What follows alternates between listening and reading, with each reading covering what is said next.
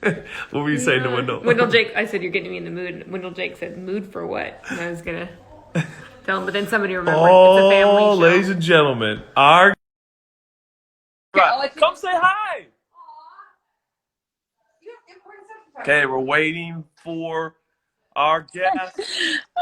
One of my favorite people in the whole world. I swear to God, Ciara. Man, you singing that song. Whoa. Whoa, bro. Whoa, Listen, bro. you have an amazing wife. She's amazing. She Hey, can sit there. that moment you think Ciara's going to say you have an amazing voice, and she goes with wife. Amazing wife. Chelsea, you are the bomb. We love I you, can't lie. baby. I was thinking, like, I ain't gonna lie. I was like, well, what kind of song could I ask Russ to sing? What would you ask him? I love when he sings Marvin Sapp. Actually, the song that we walked down the aisle to. Always I and Oh, walked down. give me one. forever. Oh yeah, always and forever. That's a good one. That's our song. What's up, man? Oh, fun fact about that. What's up, man? God, I love How's you. my too. guy? How's my guy? Bro, I need some contact. I need some human You contact. don't need no contact, but what Some you contact. need some have you been shooting, man? How's your jump shot? I've been chipping, working on my golf. I saw game. that. I saw that actually. You didn't I'm gonna challenge me take though. I your was money. disappointed. I saw that. You didn't challenge me though. I was disappointed. Hey, wait a second. Wait a second. I'm What? challenging Russ and Ciara right now for the chip shot challenge. Oh, now you want to challenge me though. Oh, you want to challenge us? It's on. Hey, you've seen my golf game. Every once in a while, I may hit one pretty It's dang pretty far. good, Judah. You're an elite athlete, okay? But You I'll are tell you too. right now, So Ciara got the yeah, temperament for golf, though. Sierra had I do have a temperament Sierra for had a golf. birdie and had 2 pars in Mexico. Tell the truth and shame the devil. This is You before know, COVID. you This is know, before you know. COVID. I had a great coach, though. You know, I had a I'm great just saying, coach. she's been on a hot Hey, streak.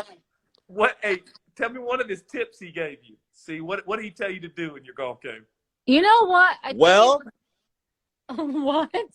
I think it was all in the form. All in the form. You know, Oh, what's okay. important is a follow through. Like when you swing, you got to follow through. Because I'll tell you this, I don't know about everybody else, but I missed the balls a couple of times when I swing. Like that's just the truth of it. That is, golf is practice like a swings, practice unique, swings. it's practice swings, but it's really a unique thing with being consistent. Like to be consistent is not easy in golf. So it's all That's in the the truth. form. The form was the most important thing. And then once I got that, it was out of there. Then I was on a rhythm.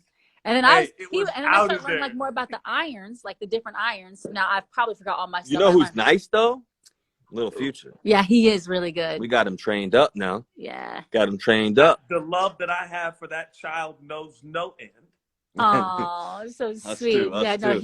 he's loving golf. Like he can go and play for 2 hours. Yeah, he'll play all He'll day. just go and play with the coach or with Russ, or like he'll just go for 2 hours. Yeah, we It's got him crazy.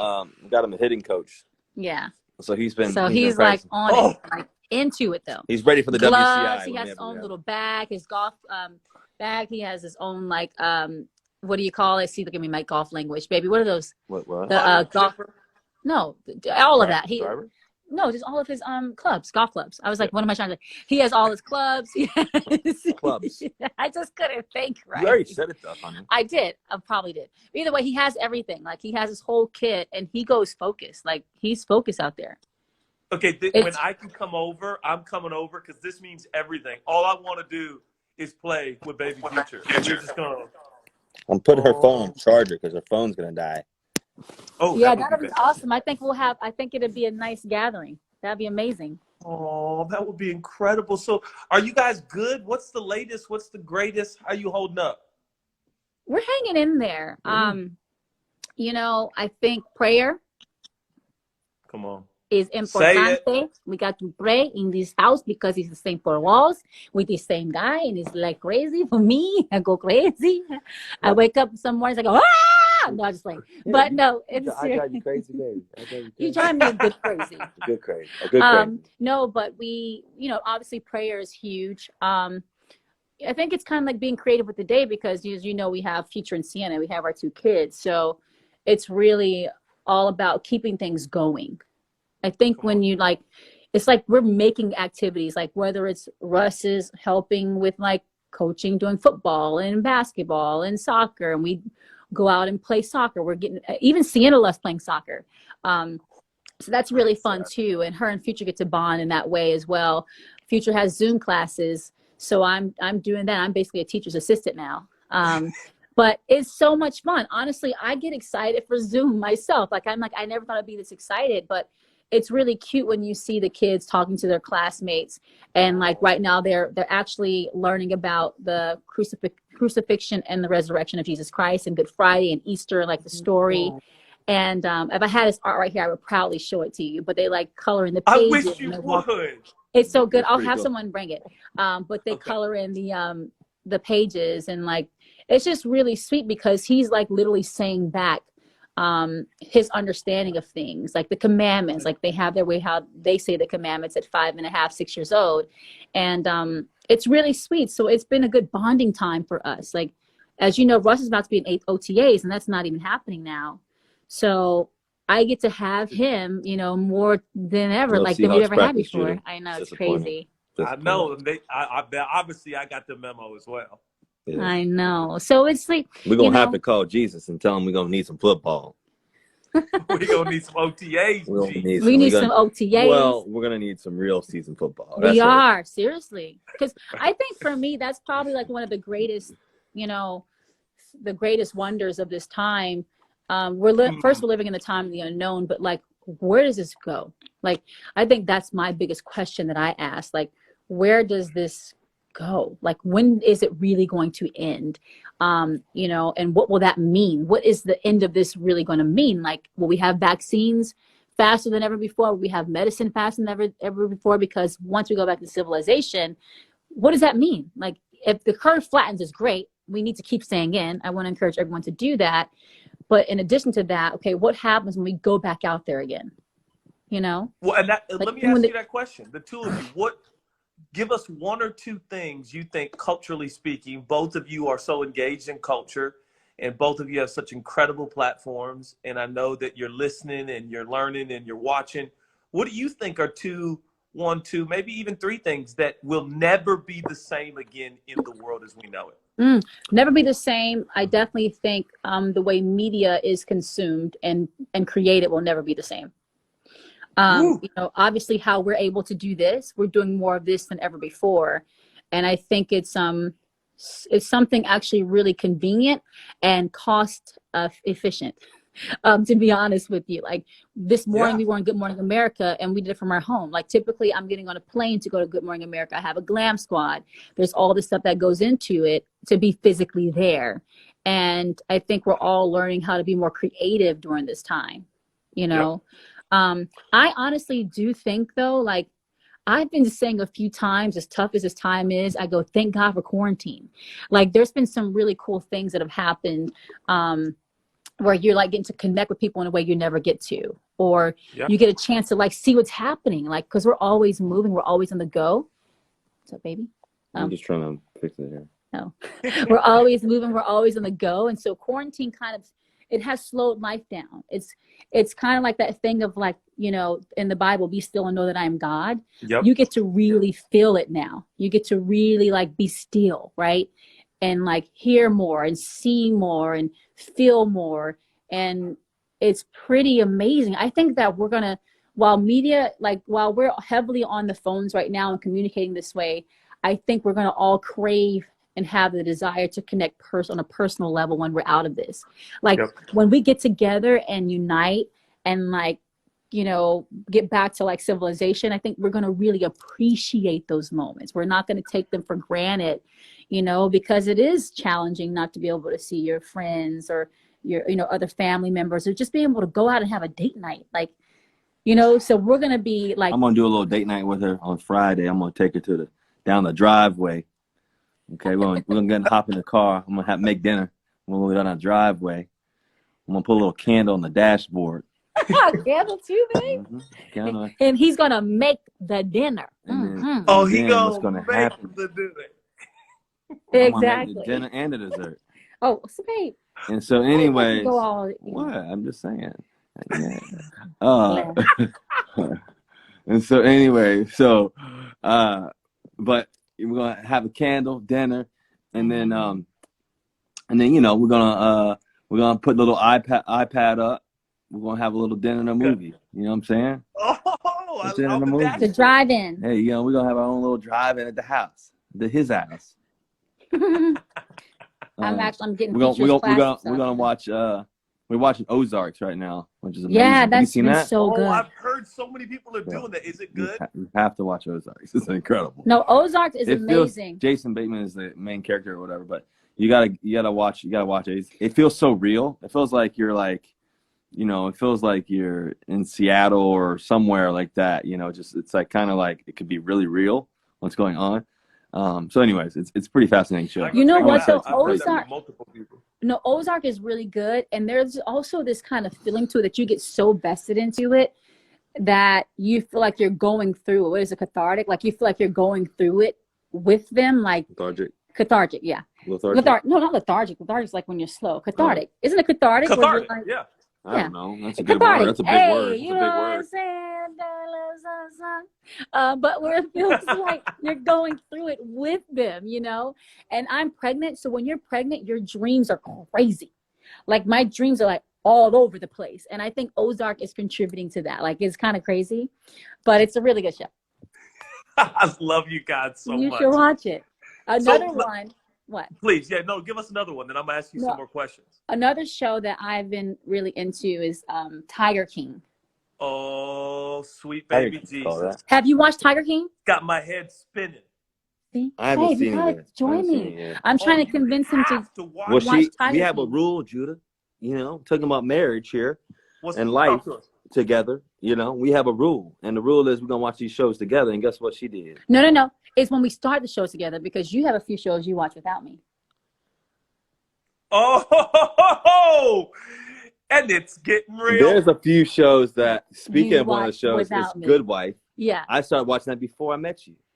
Yeah, but you still watch it without me. I watched that religiously for a while. Good Wife, they got like 9, 12 seasons. And anybody got time for all that? There's 24 episodes in each season. I can't even keep up. It's like a mixture of Law and Order and Ozarks and all in one and Scandal. It's too much. I'm trying to keep up. I'm in season 5 and I've been watching it for 10 years. It's overwhelming, if you ask me. Hey, speaking of overwhelming, Ciara, you were a mega global superstar as a teenager. And here's what I want to know. I was too. Yeah, me and you, Judah. So here's what... Hey, that was Carl Lentz just trying to call me. I got no time for that right now. Carl, I love you, Carl, but not right now. So, what were you going to say? Global superstardom. And this is what astounds me about you. 2 things. Your humility, your connectability. Those are just one thing. And then your passion for ordinary, average, everyday life. And the reason I say that is because oftentimes stardom seems, from my vantage point, which is very limited, seems to touch people. And then the average, ordinary, everyday life is no longer enough. Like it doesn't give them enough energy, passion. And that's where obviously substances and some decisions are made that can really harm somebody. How is it, C? And thank you for marrying Russ. Have I said thank you lately? Thank you for marrying this man. You did a couple days ago, actually. You texted us. Okay. How do you navigate that? I really mean this. It's one of the things I admire most about you. How do you stay grounded, humble, passionate about ordinary things like being a substitute teacher right now for your kids? Well, I don't forget where I came from. It's just that simple. I don't forget where I came from. And so I'll never take any of my blessings for granted. And I'm grateful for, my come up. Thank you. She's got the Easter book. Thank you so much. I'm grateful for, having been able to see the not so pretty, not so like together side of life, or like, financially, like finding myself along the way in life. I said the other day, I was like, I'm grateful for my failures, and so I have an appreciation for all of that. And I think that's what humanizes me. You know, it's like, I'm grateful that my first album that I put out called Goodies was 16 years ago. And there's still so much more to do. I haven't been able to see it all. Like I've won a Grammy before, and that's a blessing, but I pray to win more Grammys. I pray to be able to do, you know, to travel the world even more, to have a proper world tour. There's still things I haven't done. So I think, you know, all that kind of keeps you humble because it gives you something to look forward to. And I'm glad I didn't get everything at one time. Wow. I think if I would have gotten everything at one time, I probably wouldn't have had a concept of like, you know, really, really, really, truly being appreciative, like, because you feel like things are handed to you. And I'll be honest with you, in this generation we're living in, I feel like things are so convenient that it creates a false perception of success. And if you're so consumed with like being successful, you know, you lose who you are in the process. And that's one thing I've always said is I'm really fearful. I'm really afraid of losing my soul and losing myself. I never want to be like, and here's a true reality. What I learned is that I, at one point in time, loved this thing called music and this industry called entertainment so much that it was like, I would do whatever it took to be successful. But the reality is that you can love this thing so much and it will never love you back the same. Whoa. It will never love you back the same. Like, you're going to have records that won't work. You're going to have business things that you're going to do that are, you know, you may fail. And the reality is it doesn't hold back. Like, it's like you fail and it's up to you to figure it out. Right. And then that's to dig deep spiritually, and you got to dig into, you got to have faith. And I'm glad that I had that before this industry, you know, because otherwise I think I would have been a lost soul at many different moments in my life. And especially, in the tough times, you know? And then to see you, wealth has been an interesting conversation for me, and something that I've learned by proxy to you and to Russ and to others, watching what's the definition of wealth, because oftentimes our culture just goes to straight money. Well, it's just bank account, checking account, savings account.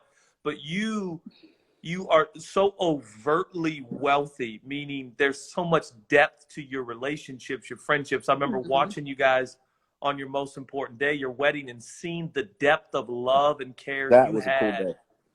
Oh man, that was a cool day. But to watch this amazing angel care for people even on your wedding day, but you had longevity of relationship. And I was mesmerized by who was at your wedding. And I don't even mean their renown. I mean their depth of care and love for the two of you, which is, man, how is that not ultimate wealth? Yeah, you know, I think that's what it really is about. And, you know, when I watch people go through like really challenging times in their lives, you know, especially from a health perspective, you actually say health is wealth, right? Wow. You think about that, you know, being able to wake up every day and being able to just simply breathe, you know, the simple things in life, that's wealth. Like having a roof over our head right now, you know, is wealth. Obviously, just being able to breathe, you know, is a gift. You know, I remember my dad was on his. I remember when my dad was on his ventilator, you know, and just he had no more breath on his own, you know, and to be able to have that. So I think relationships like this is gonna. You know, what's amazing about God right now, I think, and as you were speaking about C and how she is, and I think what's really cool is like, you know, the reality is that despite the storm that we're in, God's finding a way to reconnect us and bring us home, and I think that's been the greatest gift in this. If you know, we can always look at the negative side of things, which there are some. There are definitely some real things.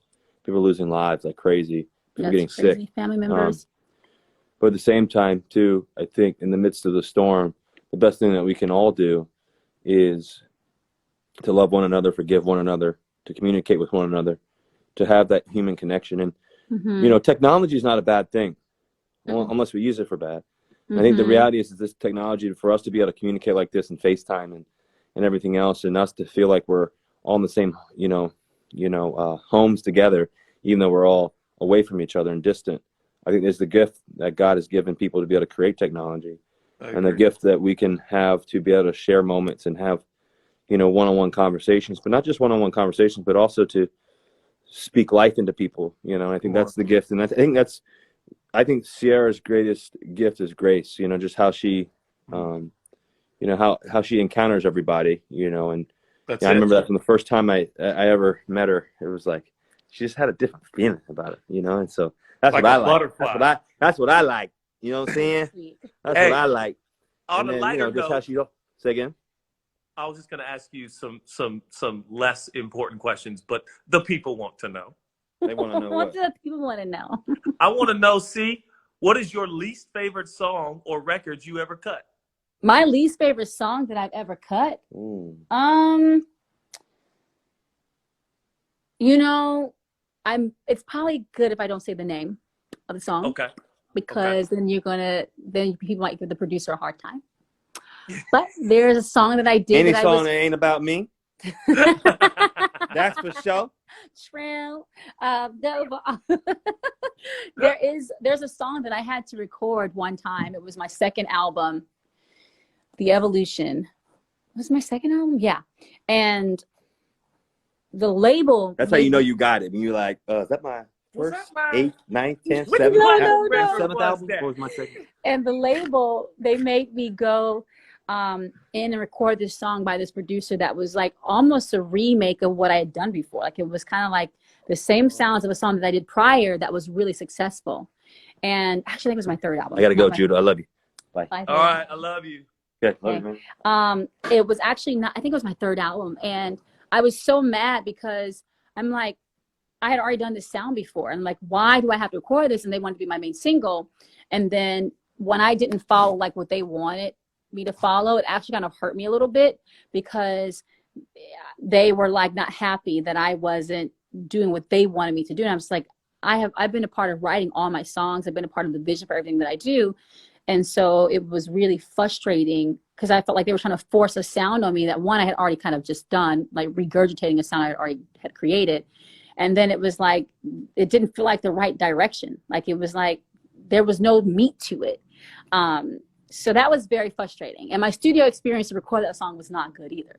I didn't have the best experience with the producer. So that was really frustrating. I wish I could tell you the name of the song, but I don't want people to point fingers at people. Yeah, so no, you're so smart.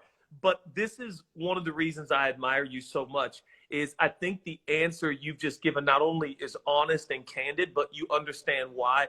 You're so self-aware. I think a lot of people would answer that question and say, oh, I like all the songs. It's all good. But you are so intentional and purposeful with your life. I've watched you over these last few years, and I've watched you assess and take inventory of why this is enjoyable or that is enjoyable, or watching you and Russ navigate now your marriage and being so efficient and effective with your time. And I admire that. The willingness, you knew which song it was. You knew why it wasn't your favorite. You knew why it wasn't very good. And I just think that's so, what I'm being left with throughout this entire quarantine is how powerful intentionality is. Just knowing yourself, knowing what was good, what was not good, because you know your successes, and your successes are on the scoreboard of life for the whole world to see, but you're willing to go, that wasn't good. I'm going to get better at that. I'm going to work on that. And I love that about you, C. I really do. Yeah, I think we always have to be able to look ourselves in the mirror and reflect and, like, you know, of course, recognize the great things, but also be aware of where we could have done better. Because that's the only way that we grow, you know, is being honest with ourselves, I think is important. You know, I think that's where you have your greatest breakthroughs, when you like really face yourself in the mirror, you allow yourself to be vulnerable. I've always talked about that, like vulnerability is very powerful. You know, you feel like you in your mind, you think being vulnerable is being weak, but really it's you're allowing yourself to kind of peel back those layers and really dig deep and get to the source of the issues or the challenges. And then you face them head on, you deal with them, and then you come out better because of the process. Because my way that I used to think being strong was like patching something, like, okay, like that happened, I love being happy, so I'm like, as long as I'm gonna keep on moving and being happy, but that issue is still there, you know, that you didn't deal with it. You got to deal with the issue, like, you know, and I'll smile through it all. That's just who I am. I really love I love laughing. I just love having a good time. But there are moments where you can't avoid things. You can't escape things. You got to face yourself in the mirror and face those things head on. And understand that when you allow yourself to be vulnerable, like, it's okay to have flaws too. I think that's important, because I also didn't like to like share things certain ways, because I don't want people to like look at me like something's not right. And it's like, hey, it's okay for things not to be right. Like, it's okay to have like the not so best days. It's okay to have like the embarrassing moments. Like, we all do. We all experience a lot of the same topics. We just have a different story about them. We all experience love. We all experience heartbreak. We all experience, failures. We all experience challenges. We all experience it all, but we just have a different story about those topics, So, Wow. yeah. I love that about you. Have you learned anything about yourself through this that you didn't know before? Through COVID, through this time that we're in right Yeah, now. the quarantine, COVID-19. Yep. Well, one thing I do know is that I'm patient. That has been confirmed. I'll tell you that. I've always been patient. So that's it's just a reminder that you're built for this time. My patience, I think, has carried me very far in my life. And like I say, I've been there before where I didn't have much. I ate mayonnaise sandwiches when I was younger. I made sugar water when I was younger because we didn't necessarily have the flavored drinks. I've done it all. So, I'm ready for quarantine. Quarantine, break it on. I'm ready. But let me see. I just really have been able to connect in a great way, especially with my babies.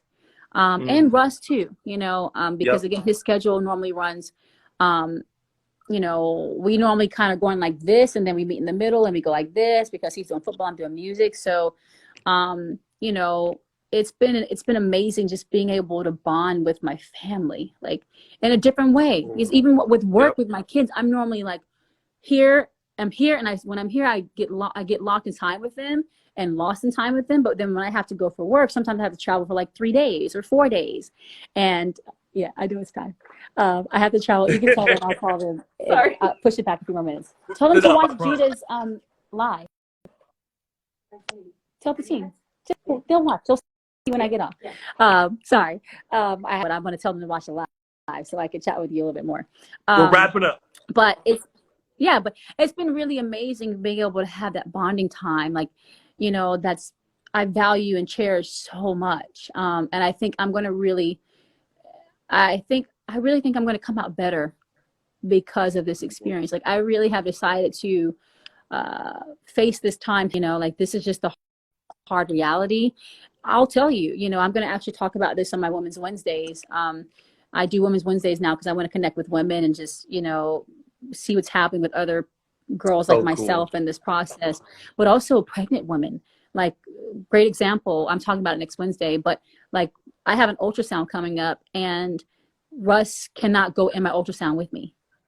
So there's so many other women like myself, right, that are going through this. And in New York, there's some really strict rules now. Like, it's an interesting time. And I'm not used to that. Like, I can't do an ultrasound with my husband. Like, that's like one of the most special moments that you have, with your partner and your baby to come, So I think that I've decided to embrace the time that we're in. I've decided to face it head on. Like, I'm not going to be defeated by this. We're not going to be defeated by this. I'm trying to learn as much as I can in the process. And I've also been saying to God, like, what do you want me to do? What do I need to hear? Like, I want to have my spiritual connection to this time, like with God. Like, I want to understand what I'm supposed to hear in this time. Me too. Use me how I need to be used. It's been a blessing to be able to give to people in a time like this. It's a blessing to be able to even have something to give in a time like this. So I don't know. I think I've always believed I was patient, but it's been confirmed I am patient. Yeah, you are. And we can make it. I think that's the greatest thing is, like, with love, you can make it through anything. I'm grateful that, I can speak on behalf of Russ and I, that we haven't gone crazy yet. So we're good. We can go every day back to back, seeing each other all day and be okay. We've learned that. We have learned that. But I'm making the best of this time. It's really all about family. It's really all about love. Like I said, I've been enjoying my Zoom classes. with the kids. Cece even has a Zoom class that she does not focus in. She's a 2-year-old, so I mean, what do you Right. expect? What did you expect? She turns 3 this month, actually, April 28th. Oh, right, little Yeah. princess. So I'm excited about that, and we're gonna have to do a birthday party in a different way here. Yeah. You know all about it. You just did Yeah, one. we did one, yeah. And honestly, we'll remember it forever. And to your point, like we're gonna remember this. We're gonna remember what we learned and what we learned as a world and what we learned as individuals. But honestly, see, I want to let you go. Your light, your who you are, your smile, everything has not only lit up my life, my wife, our kids, but the world. I love who you are. I really mean that. I want to say thank you. Just this conversation, seeing your face, your countenance, your take on life and your explanation. If you ever run for president, I might write you in. I'll tell you that right now. Hey, write me in then. I was playing. Thank you so much. Love you. I'm Thank you grateful for taking you time. too.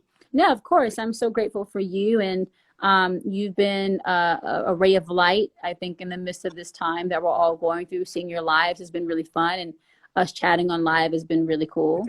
And it's a blessing to have someone like you to call as a friend. And at any time that we're in need, you know, you're always there. So you're a rock star. You're a rock star. Before we go, I want to show you Peter's Easter story that we've been doing. So he's not, it's almost finished. So he's like did his little coloring. And then here you see it says the King cometh. And then it says, Hosanna, blessed is he who comes into the name of the Lord. And then I think the verse is going to come up here, Mark 11:10. And then you go here, Garden of Gethsemane, right? Gethsemane. Thank you very much. Look how much I'm paying attention. Gethsemane. But not my will, but yours be done. Luke 22:42. Oh, yeah. And then crowned him with many crowns. That was actually the moment where they mocked him, where they mocked Jesus. They mocked him and said, Hail, King of the Jews. Matthew 27:29. And then he drew the cross. I don't know if the verse is on here perfect. It says, Jesus cried, it's finished. John 19:30. And this is what I should do for Easter. I just show this. So funny. Why not, right? And then it says, he is not there, for he is risen, as he said. He is not there, but he is risen. Matthew 28:6. And then he had one more page he's doing, but either way, you know, it's really sweet to see him actually do this because he goes to a Christian school here in California. And it's awesome to see him be so connected and so curious about God and Jesus and understanding that at such a young age. Him and Sienna, they sing, you know, they sing around the house. Gosh, what is that song they were singing? I'm drawing a blank on it right now. But, you know, it's just really sweet, really powerful. And it's been really fun to be a part of this special journey. Man. And seeing it through the lens of a child is so, like, even seeing the Easter story right now through baby Future's perspective, it's just recalibrating for us grown adults. It's like, it's really not complicated. It really isn't. Like you say, he's 6 years old and they have their way of interpreting it. And honestly, it's a simple way, but it's even effective for us adults, you know, except I need to know how to pronounce it again. But, Gethsemane. Yes, the teacher said it, and I can't remember how. Yes, Gethsemane. Yeah, I'm learning too. The best. But yeah, see, actually, you would think it's spelled how I said it, but yes, you're right. You are the one that would teach me that. You know, it's only right. I don't know a lot, but I know how to say Gethsemane. Yeah, but I love you, Judah. Love you, C. And Chelsea and the babies. Thank you. Likewise. And you know, we're gonna get through this time together. We are literally gonna all get through this time together. Yes, I think the biggest thing is, I think there was this article that Bill Gates was talking about where he said, he called it like the great connector, like in regards to how we're getting connected during this time. It's also an equalizer. Wow. You know, no one's exempt. I don't care how much money you have. I don't care what car you drive. I don't care what house you have. I don't care what. None of it matters. And I think that that's what this is also teaching us. You know, it's really about the true necessities, like the true fundamental things in life. Like I say, being able to breathe, like you can't take it for granted. Being able to walk, being able to talk, having food on your table. It's really simple, you know, but it's real, right? And so I've honestly actually enjoyed this time. That's why I like I said, doing those things on my Instagram, like the lives and stuff, because I want to be intentional about my conversations. And I love learning about people. I love learning about how people process things in times like this. You know. I feel like you grow in that process. You know, we become stronger in that process together. So, you know, we're going to look at this time. It will be a time of a thing of the past. I'm declaring that. And I think we have to like embrace the good things out of this time, you know? Yeah. No, go ahead. What are you going to say? I was going to say, take it with us, you know, even if things get back to normal, whatever normal is, we got to take this with us. We can't leave it here. I don't want to leave it in quarantine. That's what I'm saying. I think it's inevitable. Honestly, I think we are going to come out better from this, and I think even be even more humanized from this, if that makes any sense. Absolutely, it does. You know, be more grateful. Yep. You know, stronger. I think, you know, the moment the opportunities are back on the table for people, you know, I think it's just going to be it's going to be amazing. I'm going to look on the others. I'm going to have my faith, keep my faith going, and see the light at the end of the tunnel, and, you know, believe in what I don't see right now, you know, lean not on my own understanding right now. Come on. You know, just got to trust the process, trust God, and really take advantage of this time. Like, we got to figure out how we can use it for good, right? Yep. How can we use this for good, right? How can we be better on the other side? I think we're going to be stronger. We're going to be able to build more secure foundation if we haven't secured it. Totally. There's so many great things I think to look forward to, you know? And thank you for sharing that perspective, because I think it's going to be imperative for all of us to keep that front and center, that, hey, what did we learn? Let's now take it with us in this journey. And I'll tell you this, like, my love for you and Russ and the babies has grown. The thought that I can see you guys in person someday again is going to be like, it's just going to be meaningful. And I want it to be meaningful forever. You know, like my friends in relationships, I'm going to take this intentionality. I'm going to take this purposefulness, and I'm going to take it with me when this is all said and done. And I pray that generations won't be the same again, because though this is horrific and tragic and not okay, it's going to change us, and I believe it can change us for the good. Oh, for sure. It will. I believe with you, it will. It's going to be, we're going to party on the other side of this. We are. Yeah. I love you so much. Thank you for who you are. And tell Russ I love him so much too. I'll tell him. I can hear his voice in the other room. I'll tell him we love you. We love the family. And let's do this again. This is good. Okay. I like this. Deal. Okay. Deal. Right. Done. Holla. Holla. Bye, guys. Bye. Love you. The one and only Ciara, ladies and gentlemen, the Ciara. She is absolutely incredible. And I love her so much. She's impacted my life in such a dramatic way, impact Chelsea, my kids. I hope that you could feel that and see that today. All right. Well, I got another appointment, so I am going to run to that appointment for now. And I love y'all. Thank you so much for watching. Hold the phone.